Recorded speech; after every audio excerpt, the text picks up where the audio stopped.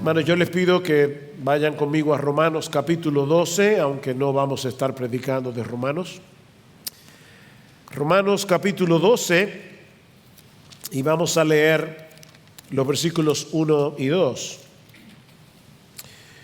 Dice así la palabra del Señor: por consiguiente, hermanos, os ruego por las misericordias de Dios que presentéis vuestros cuerpos como sacrificio vivo y santo, aceptable a Dios, que es vuestro culto racional, y no os adaptéis a este mundo, sino transformaos mediante la renovación de vuestra mente, para que verifiquéis cuál es la voluntad de Dios, lo que es bueno, aceptable y perfecto.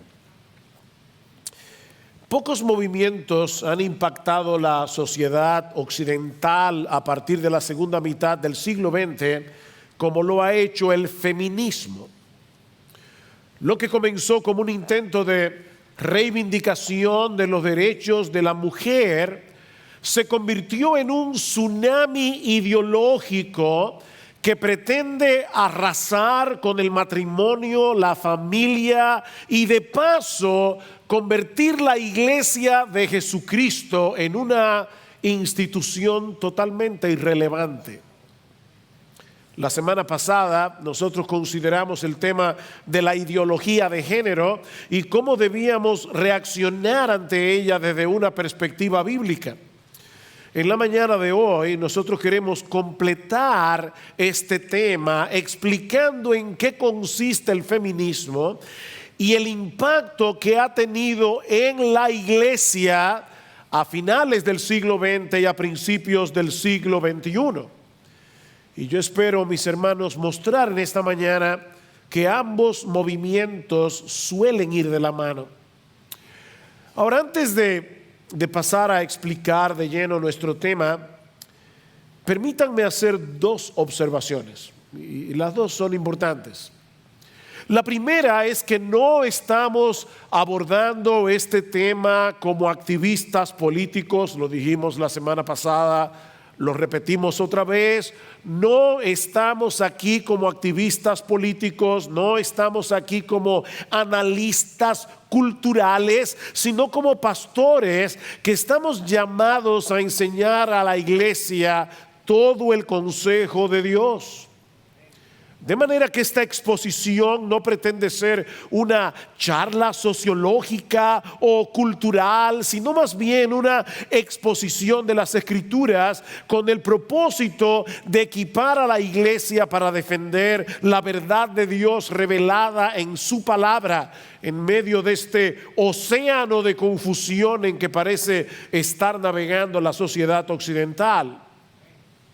Como dice Pablo en este texto que acabamos de leer, los cristianos no debemos tratar de encajar en el molde delineado, diseñado por este mundo, sino que debemos dejarnos transformar mediante la transformación de nuestra mente.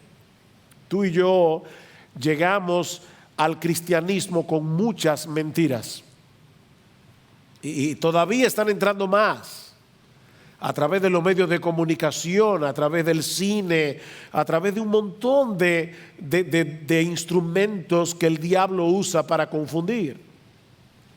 Así que debemos permitir que la Escritura haga su trabajo en nosotros, despejando las tinieblas ideológicas que son contrarias a la verdad de Dios revelada en su palabra. De lo contrario, mis amados hermanos, perderemos la capacidad de ser sal y luz en medio de este mundo entenebrecido.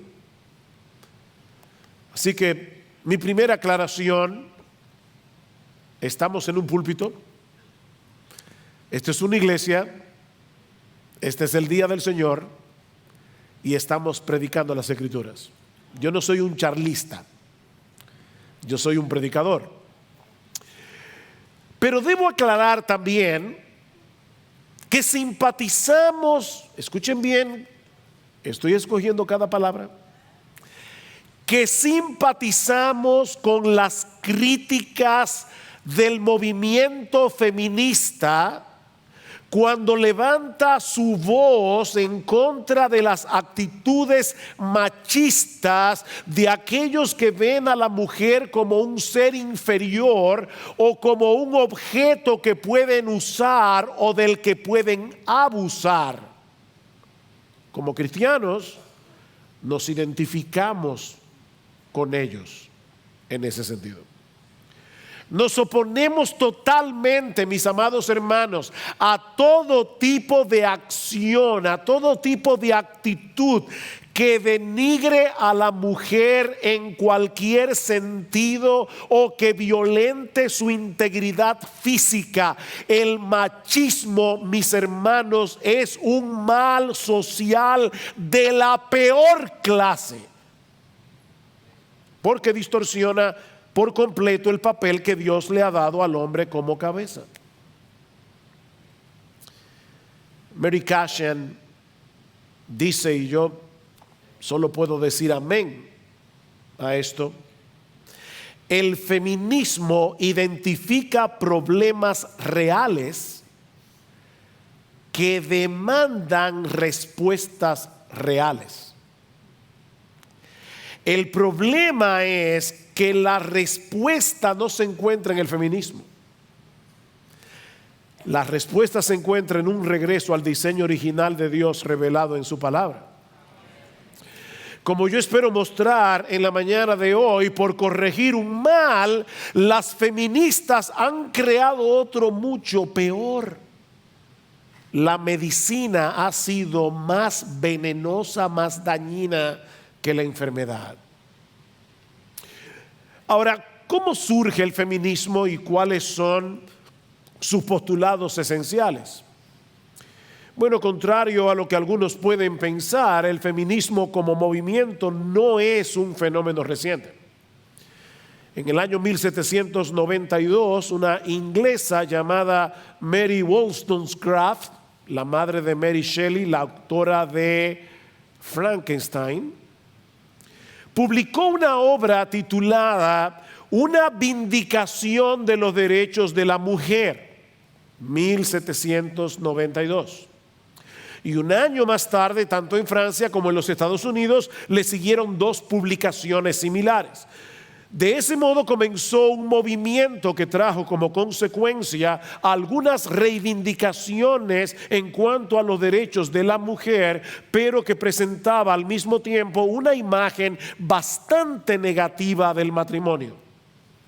Este movimiento no tuvo tanta incidencia en el pensamiento popular, sino hasta mediados del siglo XX, con la publicación de la obra El segundo sexo de Simone de Beauvoir, publicado en el año 1949. Durante sus años de estudios, Simone de Beauvoir conoció al filósofo francés Jean-Paul Sartre, con el que compartió su vida en una unión, por cierto, bastante peculiar y abierta. Tanto Sartre como de Beauvoir promovieron el existencialismo, que explicado en una forma bien sencilla es una filosofía basada en el concepto de que cada individuo debe tomar completa responsabilidad de darle sentido a su vida en un mundo incierto y sin sentido. La frase típica del existencialismo es: la existencia es anterior a la esencia. ¿Y eso qué significa? Bueno, ustedes tienen aquí delante un púlpito, ¿verdad? La pregunta es, para hacerlo bien simple, ¿qué vino primero, la idea del púlpito o el púlpito? La idea. Alguien diseñó este mueble con un propósito particular. Este mueble tiene un diseño particular porque es para una función particular. Así que nosotros creemos que la esencia de este púlpito vino primero que la existencia. Bueno, Jean-Paul Sartre y todos los existencialistas parten de la premisa de que no existe Dios. Y por lo tanto nadie nos pensó en la eternidad con un propósito particular, sino que más bien el hombre es el producto de una de un accidente fortuito. No tenemos ningún propósito previamente establecido, sino que cada cual debe darle propósito y significado a su vida sin propósito. ¿Se dan cuenta? Por supuesto, dentro de ese contexto filosófico, los roles asignados tradicionalmente para el hombre y la mujer son el resultado de una construcción social.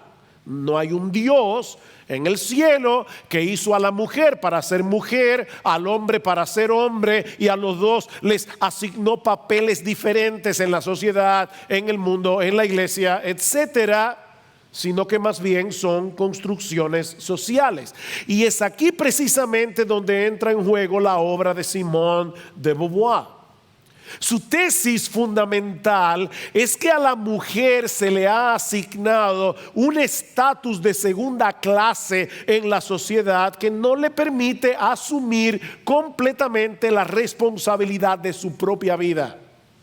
Ella alega que este es un mundo definido y controlado por el hombre y que las mujeres han sido forzadas a conformarse al molde que ellos crearon para su propio placer y beneficio. El hombre es el enemigo. ¿Cuál es la solución entonces? Destruir la superioridad masculina y rehusar amoldarse al papel tradicional que se le ha asignado a la mujer como esposa y como madre. Es por eso que Simone de Beauvoir aboga porque el matrimonio sea una especie de unión libre, que los esposos, si se les puede llamar así, puedan romper en cualquier momento, que el aborto debe ser legalizado y que el Estado debe asumir la responsabilidad de los hijos de aquellas que no quieran abortar.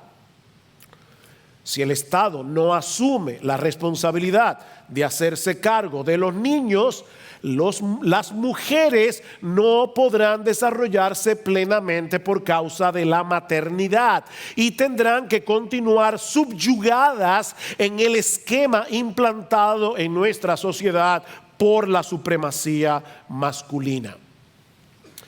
En un principio, el libro de Beauvoir no tuvo tanto impacto en los Estados Unidos, hasta que a principios de los 60 una periodista norteamericana llamada Betty Friedan publicó un libro titulado La mística femenina, que presentaba estas mismas ideas, pero enseñadas en una forma más potable para la mente norteamericana.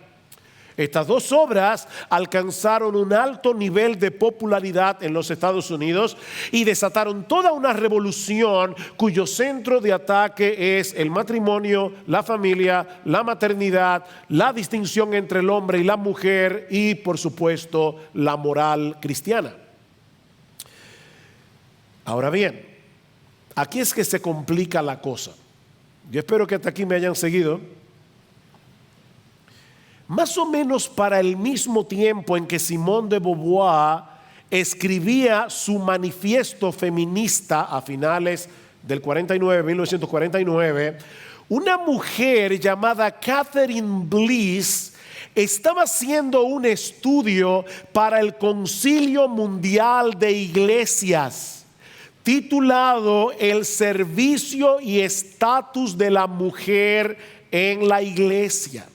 Aunque ese reporte fue completado en el año 1952, no se le prestó mucha atención hasta una década más tarde, en 1961, los 60 son la bisagra de la sociedad occidental, cuando otras voces comenzaron a levantarse reclamando un cambio en el papel de la mujer en el plano eclesiástico.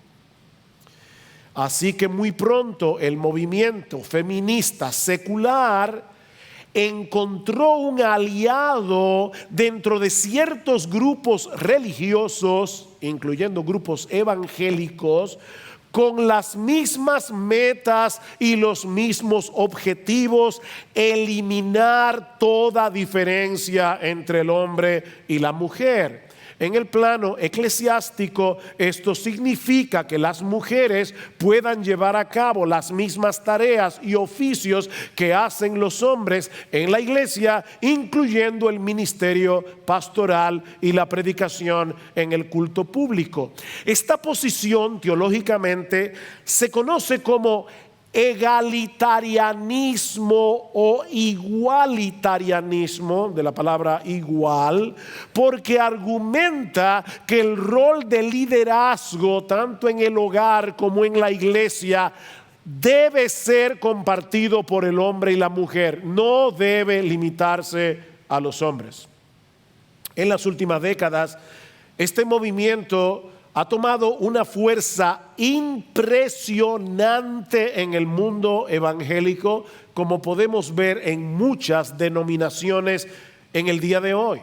Como bien señala el teólogo Wayne Grudem, en los últimos 30 años se ha estado haciendo un esfuerzo titánico para demostrar que algunos textos de la Biblia no se aplican para nosotros hoy, o que no significan lo que siempre hemos pensado que significan, o que no formaban parte de la Biblia originalmente, o que se contradicen en la experiencia, o simplemente que la Biblia se equivocó. Un esfuerzo titánico. Es por eso, mis hermanos, que este tema es tan relevante para nosotros en el día de hoy, porque aún en su versión evangélica, el feminismo es un ataque directo contra el diseño de Dios para el matrimonio, la sociedad y la iglesia, y a final de cuentas no es otra cosa que un ataque directo contra la inerrancia e inspiración y autoridad de la palabra de Dios. Por razones obvias de tiempo, no podemos dedicarnos a responder todos los argumentos teológicos presentados a favor del egalitarianismo o en contra del feminismo en su aspecto secular, pero al menos hay 4 cosas que quisiera decir brevemente acerca de la perspectiva bíblica del papel de la mujer en la sociedad y en la iglesia. Ya vimos cómo surge el feminismo, cuáles son los postulados esenciales del feminismo. ¿Qué nos dice la Biblia? Bueno, en primer lugar, la Biblia nos enseña que Dios creó al hombre y a la mujer con similitudes y diferencias para que puedan complementarse el uno con el otro y así mostrar más plenamente la imagen y la gloria de Dios a través de nosotros. Eso es lo que llamamos complementarianismo. Bien, hay una posición que es la egalitarianismo o igualitarianismo. Nosotros creemos en el complementarismo. Nosotros creemos que el hombre y la mujer se parecen, pero son distintos en el sexo y se complementan el uno al otro. Génesis capítulo 1 versículo 27: y creó Dios al hombre a su imagen, a imagen de Dios los creó, varón y hembra los creó. Tanto el hombre como la mujer comparten la misma humanidad, comparten la misma dignidad, comparten el mismo valor, complementándose perfectamente el uno con el otro. El hombre no, con un no bien grande, el hombre no es superior a la mujer, no lo es. Pero Dios creó el sexo masculino y el sexo femenino, cada uno con características biológicas, físicas y emocionales que hacen que el hombre sea hombre y que la mujer sea mujer. Y es funcionando como hombres y como mujeres que podemos mostrar más ampliamente la gloria de Dios en el mundo, como veíamos la semana pasada. Mis hermanos y mis queridas hermanas, decir que una mujer es denigrada a menos que se comporte como un hombre y que la tratemos como si fuera un hombre, eso sí es denigrar a la mujer. Eso es denigrar a la mujer, eso es limitar el potencial de la mujer, porque tanto la sociedad como la iglesia funcionan mejor cuando cada uno actúa según el diseño de Dios y no según las pretensiones de los hombres. Pedirle a una soprano que cante como un tenor, por ejemplo, eso no va a promover su carrera, la va a destruir. Porque ella fue creada, si canta, si canta bien, ella fue creada para cantar como María Cala, no como Pavarotti. ¿Ven la diferencia? En segundo lugar, Dios creó un esquema de autoridad, tanto para el hogar como para la iglesia, escuchen bien, que refleja el orden operacional de la misma Trinidad. Voy a repetir eso de nuevo. Dios creó un esquema de autoridad, tanto para el hogar como para la iglesia, que refleja el orden operacional de la misma Trinidad. Pablo dice en 1 Corintios capítulo 11 versículo 3 que Cristo es la cabeza de todo varón y el varón es cabeza de la mujer y Dios la cabeza de Cristo. ¿Oyeron eso? Dios el Padre es la cabeza de Dios el Hijo. Dios el Hijo es la cabeza de todo varón y el varón es cabeza de la mujer. Ahora, mis hermanos, Dios el Padre no es más Dios que Dios el Hijo, ¿verdad que no? Pero en su modo de operación, Dios el Hijo voluntariamente se somete a Dios el Padre. Y de la misma manera la mujer debe colocarse voluntariamente bajo la autoridad de su marido, reflejando así el orden funcional que nosotros vemos en la Trinidad. Es por eso que al hombre no se le manda en la Biblia a someter a su mujer, sino a amarla. Es a la mujer a la que se le ordena someterse voluntariamente. Mis hermanos, esto no es un asunto meramente cultural. Este no es un orden que vino a causa de la caída. Esto era parte del diseño original de Dios al crear al hombre y a la mujer, como nos enseña Pablo en 1 Timoteo capítulo 2. 1 Timoteo capítulo 2 versículos 11 al 14. Dice el apóstol Pablo que la mujer aprenda calladamente con toda obediencia.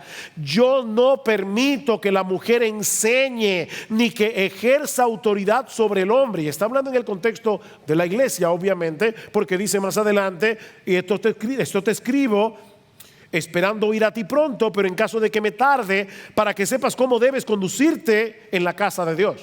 Estamos hablando de la casa de Dios. Dice, yo no permito que la mujer enseñe en la casa de Dios, ni que ejerce autoridad sobre el hombre, sino que permanezca callada.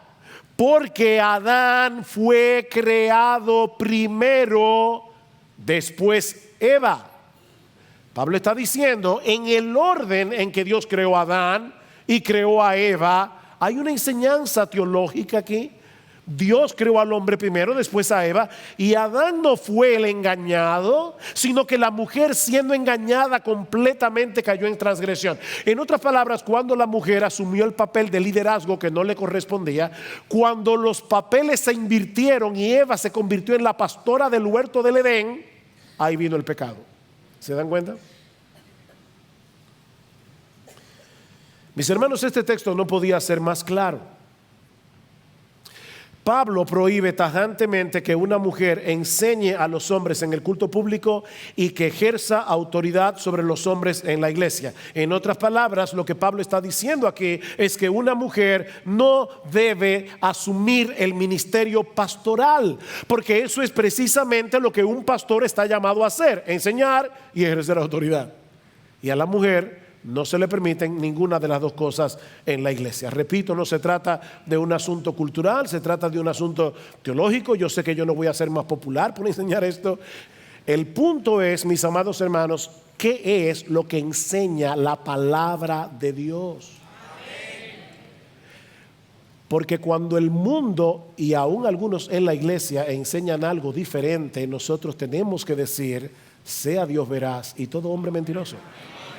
Este texto está muy claro. Cuando las mujeres asumen una posición de liderazgo en la iglesia, y mis hermanos, de verdad, yo sé que hay personas que hacen esto con buena intención, pero cuando las mujeres asumen una posición de liderazgo en la iglesia, cuando las mujeres ejercen el oficio pastoral, están contribuyendo a la confusión que ha generado la ideología de género, porque están confundiendo los roles asignados por Dios para el hombre y para la mujer. Estos roles forman parte integral de la masculinidad y de la feminidad, que fueron tergiversados por la entrada del pecado. Y este es el tercer aspecto que quisiera resaltar en esta mañana. La batalla de los sexos no comenzó con Mary Wollstonecraft o con Simone de Beauvoir o con Betty Friedan.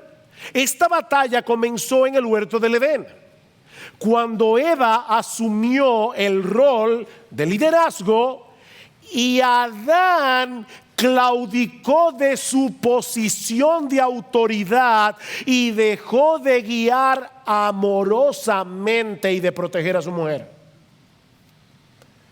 Es por eso que en la Capilla Sixtina, Miguel Ángel, en el fresco que narra la tentación en el techo de la capilla, presenta a Eva tomando del fruto prohibido y a Adán bajando la rama, porque los dos fueron culpables y Adán fue más responsable.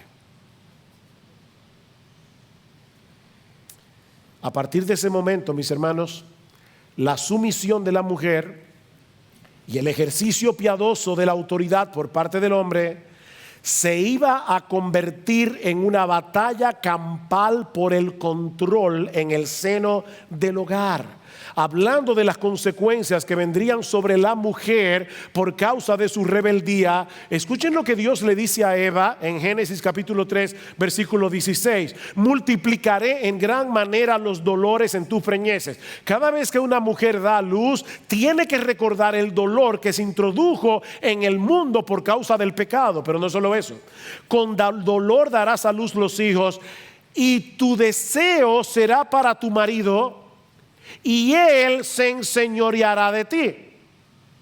¿Qué significa eso de que el deseo de la mujer será para su marido?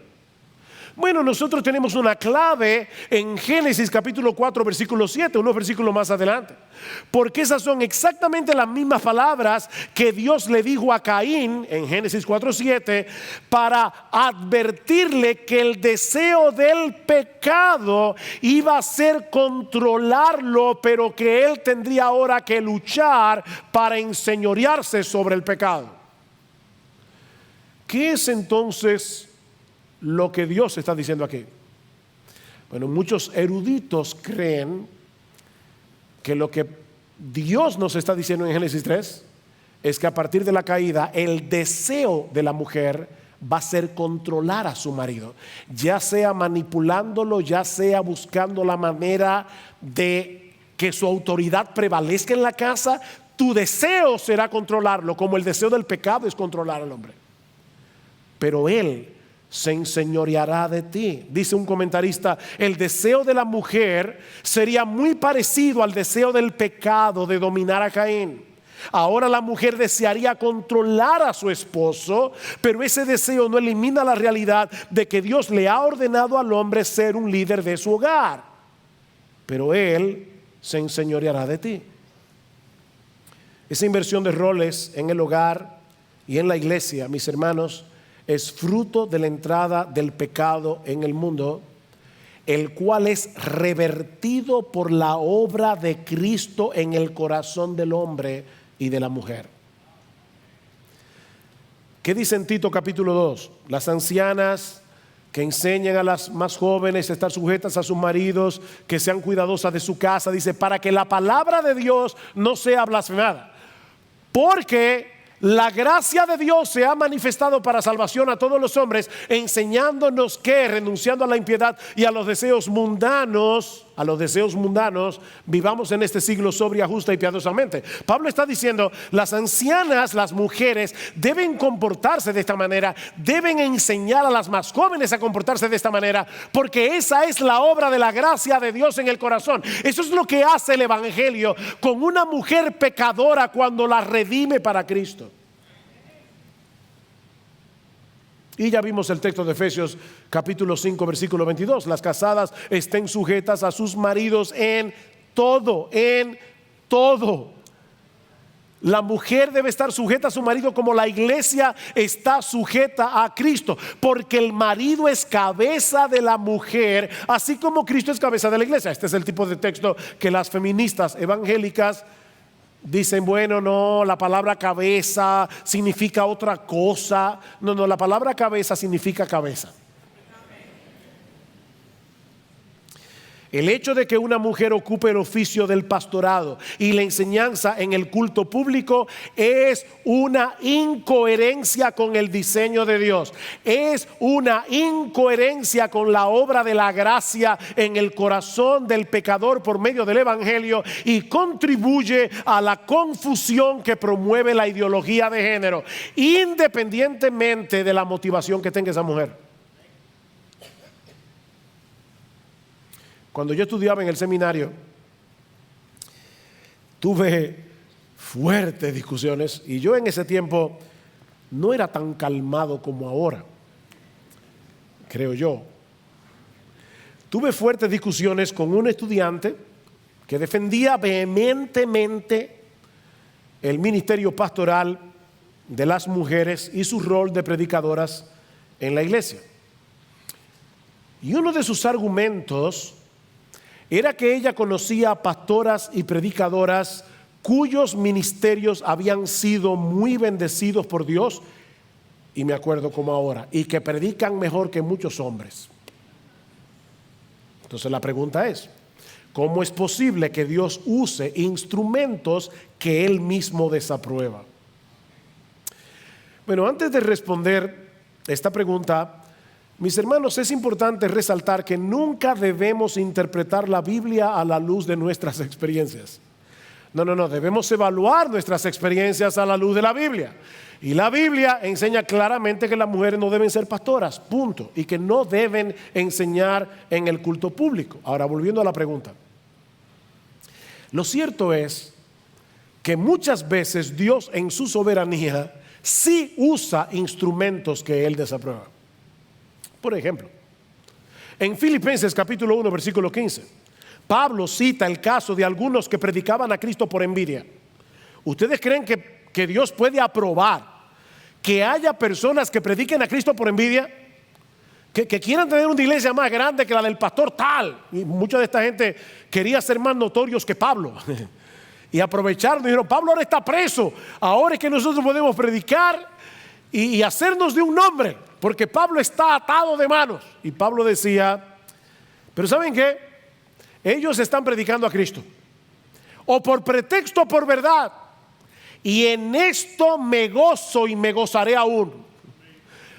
Tal vez Dios estaba usando a esos predicadores que predicaban por envidia para salvar a pecadores. Y Pablo dice, ¿saben qué? Yo me gozo en eso. Que Dios muchas veces usa instrumentos inusuales y hace cosas que son inusuales. ¿No ha pasado un montón de veces en la iglesia, en las iglesias, que solteros se casan con inconversos, hermanas o hermanos, y Dios increíblemente y soberanamente convierte al cónyuge incrédulo? ¿Qué vamos a hacer con eso? Eso es una realidad, ¿verdad que sí? Vamos a usar a nuestros solteros como método evangelístico. ¿Vayan a casarse con impíos? No, porque la Biblia lo prohíbe. El hecho de que Dios en su misericordia y en su bondad use medios inusuales para salvar a un pecador no quiere decir que nosotros tengamos permiso para hacer tal cosa. mis hermanos, los textos de las Escrituras que hablan del papel de la mujer en el hogar y en la iglesia significan lo que significan, y Dios es infinitamente sabio, nosotros no lo somos.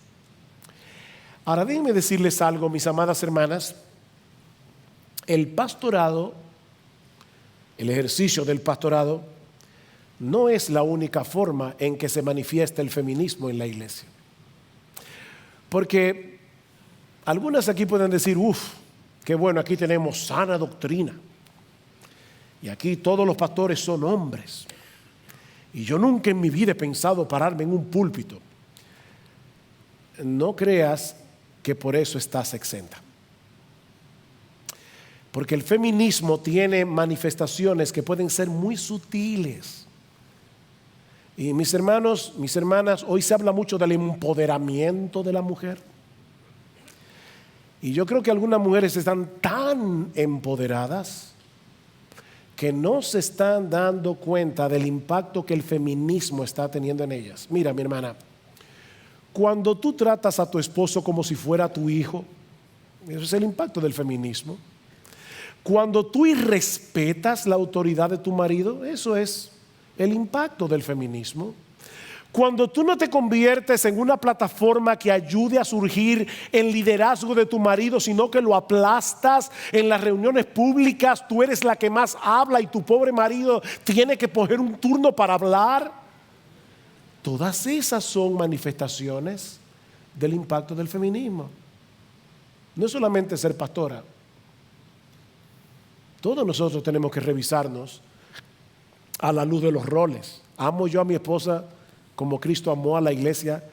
Mi hermana querida, ¿tú estás respetando a tu esposo como la iglesia respeta a Jesús? Porque eso es lo que dice la Escritura. Déjame ponerte lo más simple.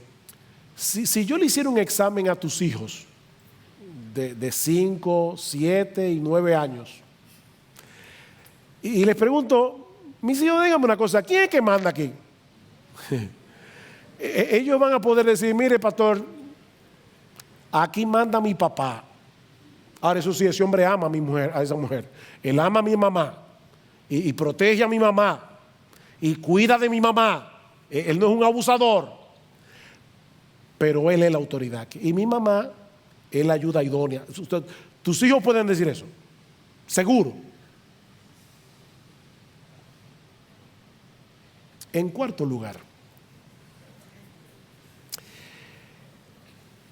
el ejercicio de los dones no debe limitarse a lo que ocurre los domingos en el servicio de adoración. ¿Y por qué yo digo eso? Bueno, porque yo creo que es por no entender esto que algunas personas no saben cómo pueden poner sus dones en operación en el cuerpo de Cristo, a menos que sean pastoras o predicadoras. A menos que tengan una participación de alguna manera en el culto público o estén en algún ministerio formal de la iglesia. Y este es un problema que no solamente afecta a las mujeres, esto también afecta a los hombres, porque no todos los hombres son pastores, ni todos los hombres predican o enseñan en el culto público, pero todos debemos contribuir a la edificación de la iglesia, hombres y mujeres, según los dones que Dios ha dado a cada uno, según la posición en que Dios ha colocado a cada uno. ¿Saben que un tercio de las personas que Pablo menciona en Romanos capítulo 16, que es un capítulo donde hay muchos saludos, un tercio de las personas que Pablo saluda son mujeres? Y léanlo cuando lleguen a su casa. Es obvio que eran mujeres que estaban muy activas en la expansión del reino de Dios. No eran mujeres pasivas. Y eso me lleva a mi tercer encabezado. Ya vimos cómo surgió el feminismo, que enseña el feminismo. Vimos una respuesta bíblica de estos postulados en el mundo evangélico. Veamos ahora, en tercer lugar, cuáles son las cosas que sí pueden y deben hacer las mujeres para beneficio de su iglesia local. Bueno, lo primero es que las mujeres deben aprender. Las mujeres deben aprender. Las mujeres cristianas tienen la responsabilidad de crecer en el conocimiento doctrinal de las Escrituras, y la iglesia tiene la responsabilidad de instruirlas. Ahora, yo sé que esto puede sonar muy obvio en el día de hoy, pero en la época en que se escribió el Nuevo Testamento, esa era una enseñanza muy revolucionaria. En el tiempo del Señor, las mujeres eran tratadas como seres inferiores, tanto en el mundo grecorromano como lamentablemente en la sociedad judía, no por causa de la enseñanza del Antiguo Testamento, sino a pesar de lo que enseñaba el Antiguo Testamento. Y una de las áreas en las que se palpaba esa discriminación era precisamente en el área de la enseñanza. A las mujeres no se perdía el tiempo enseñándolas. José Joanán, un escriba que vivió unos pocos años antes de Cristo, él recomendaba no hablar mucho con una mujer, ni siquiera con su propia esposa. El que habla mucho con las mujeres trae maldición sobre sí mismo. ¿Oyeron eso? Comparen eso con la enseñanza de la Biblia. Mis hermanos, esa no es la enseñanza del Antiguo Testamento. Las mujeres tenían las mismas responsabilidades que los hombres en lo tocante a la obediencia a la ley, y ambos tenían la responsabilidad de aprender la ley y enseñarla, en el caso de los padres, papá y mamá, a los hijos. ¿Qué dice en Proverbios capítulo 1 versículo 8? Oye, hijo mío, la instrucción de tu padre y no abandones la enseñanza de tu madre. Las mujeres debían conocer la ley para poder enseñarla. Y cuando llegamos al Nuevo Testamento, es evidente que el Señor Jesucristo no se amoldó a los prejuicios de su época. Fue a una mujer de Samaria, que el Señor le impartió la enseñanza más profunda que encontramos en los evangelios acerca de la verdadera adoración. ¿Y ustedes recuerdan cuál fue la reacción de los discípulos cuando lo vieron hablando con una mujer? Se sorprendieron, porque en aquellos días era una deshonra que un maestro hablara con una mujer en público. Pero nuestro Señor Jesucristo no era así. En Lucas capítulo 10 versículo 38, no solamente vemos a María sentada a los pies de Jesús como una discípula, aprendiendo de la palabra de Dios, sino que vemos a Jesús alabando a María por su disposición a entender. Marta, María ha escogido la mejor parte, le dice Jesús a Marta. ¿Quiénes fueron los primeros testigos de la resurrección de Jesús? Un grupo de mujeres. El Señor Jesucristo escogió a un grupo de mujeres para ser las primeras en anunciar al resto de los discípulos este evento fundamental de nuestra fe. De hecho, en el mismo texto en que se prohíbe a la mujer enseñar y ejercer dominio sobre el hombre, Pablo nos dice que las mujeres deben aprender. Que las mujeres aprendan, dice Pablo, y es un imperativo. Asegúrate, Timoteo, de que las mujeres aprendan. Las mujeres necesitan aprender teología, mis hermanas. Las mujeres necesitan aprender teología, lo mismo que los hombres. Las mujeres necesitan crecer en el conocimiento de Dios. No lean únicamente el libro de familia, está bien que lo hagan, pero no se limiten a eso, mis hermanas. Conozcan los atributos de Dios. Ustedes necesitan conocer el Evangelio, todas las aristas del Evangelio, para poder aplicarse el Evangelio a sus vidas día tras día, para poder ser ayuda idónea de sus esposos. Las mujeres necesitan aprender, y eso nos lleva a nuestro segundo encabezado, y es que no solamente las mujeres deben aprender, sino que también deben enseñar. Las mujeres deben enseñar. El hecho de que Dios haya limitado a los hombres el oficio pastoral y la enseñanza en el culto público no quiere decir que las mujeres carezcan de ese don. o que no puedan enseñar en otros contextos. Lo que se prohíbe en el Nuevo Testamento es que las mujeres ejerzan la enseñanza de una forma tal que violenten el esquema de autoridad diseñado por Dios para el hogar y para la iglesia. Pero las mujeres deben enseñar. Ellas deben enseñar a sus hijos y por extensión a los niños en general. Y Proverbios tiene varios textos sobre eso. El ejemplo de Loida y Eunice, ¿quiénes formaron a Timoteo para llegar a ser el hombre que fue? Su abuela y su mamá. Su abuela y su mamá. Y Pablo le dice: Timoteo, recuerda lo que te enseñaron tu abuela y tu mamá, porque desde la niñez has sabido las sagradas escrituras. Ahora, ¿saben por qué Loida y Eunice podían enseñarle las escrituras a Timoteo? Porque conocían la palabra de Dios. Lean el Magnificat de María y ustedes van a ver allí la exclamación de alabanza de una mujer joven, porque probablemente María era lo que hoy se conocería como una teenager, una mujer adolescente ya llegando a la edad adulta, que conocía muy bien las escrituras del Antiguo Testamento. Las mujeres deben enseñar. Y eso es algo que debe ser enfatizado en esta época, porque la maternidad está subvalorada. Está subvalorada. Como si las mujeres que se quedan en casa enseñando a los hijos, esas sí que son ciudadanas de segunda categoría en esta sociedad en la que nos ha tocado vivir. Pero de igual manera las mujeres deben enseñar a otras mujeres. Tito capítulo 2 versículo 3 al 5 dice: las mujeres ancianas enseñen a las más jóvenes a amar a sus maridos y a sus hijos, a ser cuidadosas de su casa, a ser buenas. Y es interesante que Pablo le dice a Tito: Tito, tú sabes cómo son los cretenses, malas bestias, glotones, mentirosos, ociosos. Y en esa sociedad, Pablo está diciendo, las ancianas deben ser reverentes en su porte y deben ser maestras del bien en esa sociedad. Pero las mujeres también pueden enseñar a los hombres en ciertos contextos en que la autoridad masculina no sea socavada. Abigail fue el instrumento que el Señor usó para hacer desistir a David de lo que le pensaba hacer a Nabal. Y ustedes recuerdan en 1 Samuel 23 lo que David le dijo a Abigail cuando ella vino a enseñarle al rey.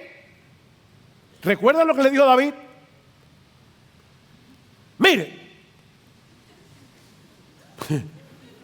cállese la boca. Eso fue lo que le dijo David. Bendito sea el Señor y bendita seas tú de Jehová, que has venido a estorbarme en el día de hoy. Apolos fue un gran predicador en el Nuevo Testamento.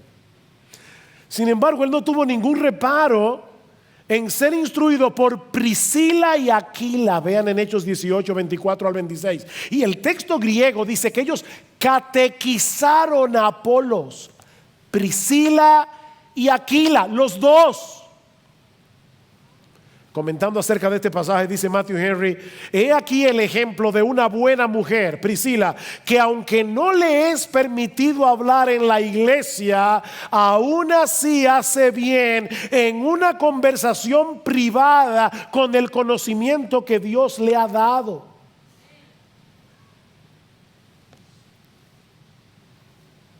Yo le doy gracias a Dios por algunas mujeres escritoras que han sido una enorme bendición en mi vida para aprender muchas cosas. Han sido mis maestras a través de libros. Eso no socava la autoridad del hombre, es una forma indirecta de enseñar a los hombres. Léanse La pura verdad de Nancy Pearcey. Léanse el libro El Evangelio feminista de Mary Cashan.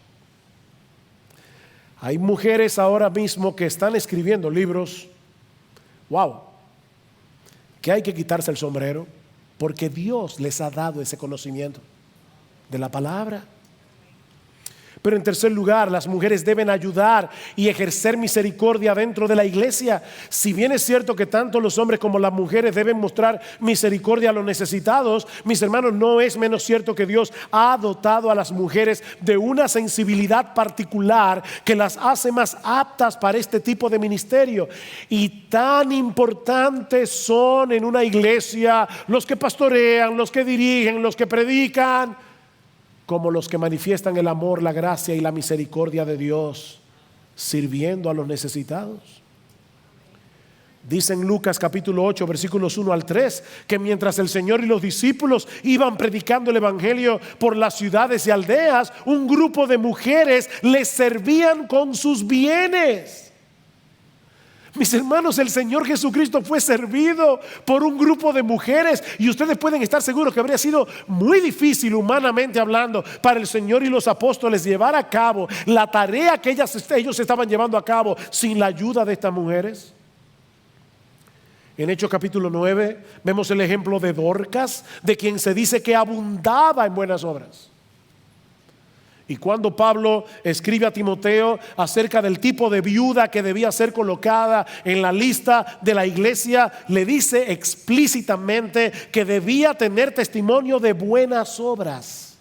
Si ha criado hijos, si ha practicado la hospitalidad, si ha lavado los pies de los santos, si ha socorrido a los afligidos, si ha practicado toda buena obra. ¿Se dieron cuenta, mis hermanos, de las cosas que faltan en esa lista? Pablo no dice si ha sido una buena pastora. Pablo no dice si ha sido una fiel predicadora en la iglesia de la palabra de Dios. No, el texto enfatiza la crianza de los hijos y las obras de misericordia. En conclusión, no es la corriente de este mundo lo que debe determinar cuál es el papel del hombre y de la mujer en el hogar y en la iglesia. Queridas hermanas de Iglesia Bíblica del Señor Jesucristo, jóvenes, adultas, maduras, ancianas, no dejen que las vanas filosofías de este mundo les roben la joya preciosa de un espíritu afable y apacible que es de grande estima delante de Dios. Eso no es temperamental. Hay mujeres que dicen, es que yo no nací con ese temperamento. No. Esa es la obra de la gracia transformadora de Dios en el corazón de una mujer. Un espíritu afable y apacible. Mis amadas hermanas, Cristo vino a rescatarlas de la vana manera de vivir que el mundo promueve y enseña, para que ustedes puedan funcionar de acuerdo al diseño original de Dios. Ese es uno de los beneficios colaterales del Evangelio. Cristo las compró con su sangre para que ahora puedan exhibir como mujeres la gloria del Dios que las creó para ser mujeres. Esa es tu belleza, mi amada hermana. Ser mujer. Ser mujer. Mujeres, si hay algo que el mundo, el hogar y la iglesia necesitan, son creyentes piadosas que asuman con gozo la gloria de la feminidad, sirviendo a Cristo con los dones y talentos que Dios te dio. Mujeres que no sean amazonas, mujeres que con convicción rechacen el feminismo en su forma más radical, pero también, mis amadas hermanas, en su forma más sutil.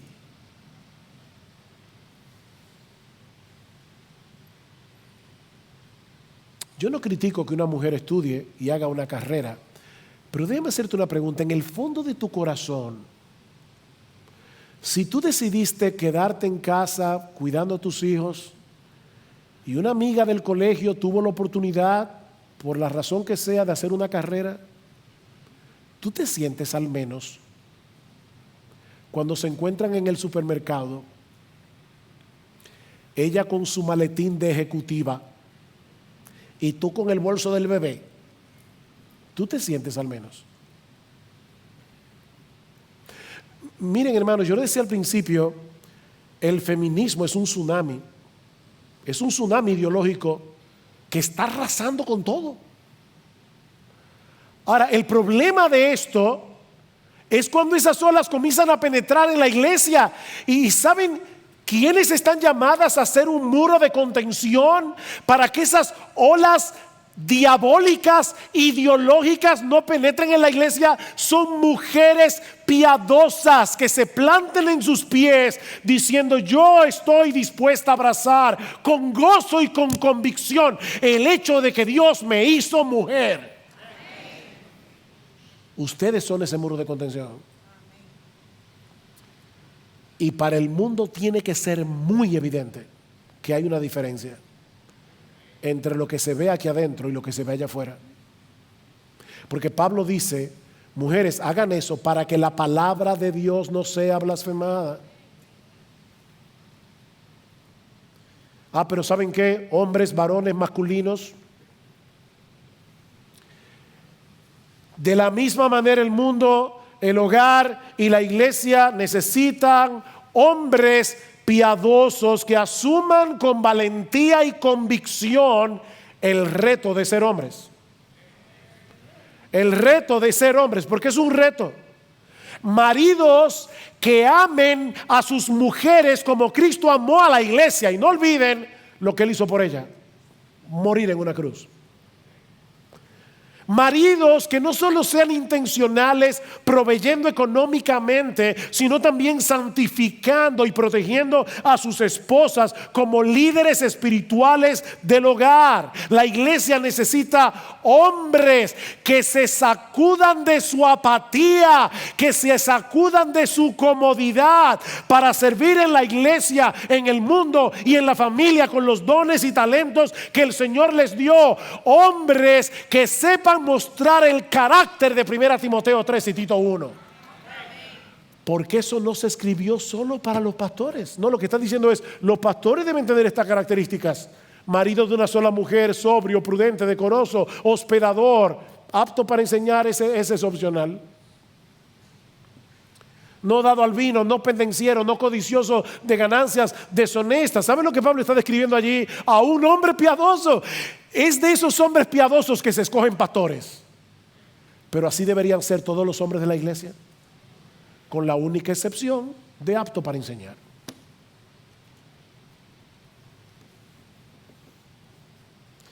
Miren, mis hermanos, yo les hablo con mi corazón en la mano. Esta iglesia necesita más pastores. Esta iglesia necesita más diáconos. Esta iglesia necesita más misioneros. Esta iglesia necesita hombres. No todos los hombres que son hombres se van al ministerio pastoral. Yo no estoy diciendo eso. No, porque se necesitan médicos, abogados, ingenieros, arquitectos, taxistas, ebanistas, herreros, que se comporten como hombres piadosos. Pero hermanos, ¿de dónde van a surgir los hombres, jóvenes que están aquí? ¿De dónde van a surgir los que van a llevar adelante esta iglesia cuando ya nosotros no estemos aquí? ¿Los tendremos que traer de fuera o van a surgir de aquí? Para que esta iglesia siga en pie hasta que Jesucristo vuelva. Oh, que el Señor nos conceda mantener en alto la verdad de su palabra, no solo a través de lo que decimos, sino a través de lo que modelamos delante de los demás y sobre todo delante de nuestros hijos.